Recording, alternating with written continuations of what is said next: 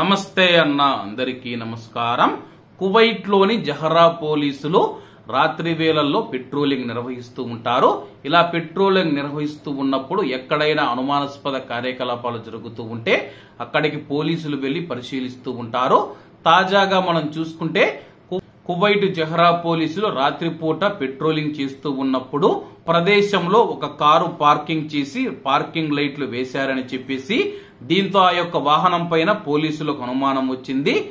అలాగే పోలీసులు ఆ యొక్క వాహనం వద్దకు చేరుకొని ఆ యొక్క వాహనాన్ని తనిఖీ చేసేందుకు ప్రయత్నం చేయగా ఆ యొక్క కారులో ఉన్న డ్రైవర్ ఎవరైతే ఉన్నారో అతను పారిపోవడానికి ప్రయత్నించాడని చెప్పి కానీ వెంటనే పోలీసులు అతన్ని పట్టుకున్నారు.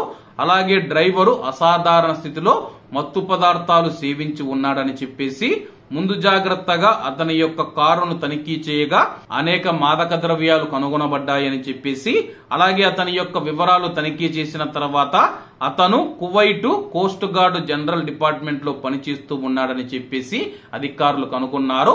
అలాగే అతను చీకటిలో మనం చూసుకుంటే పార్కింగ్ లైట్లు వేసుకొని అలాగే అతను అయితే మాదక ద్రవ్యాలు సేవిస్తూ ఉన్నాడు.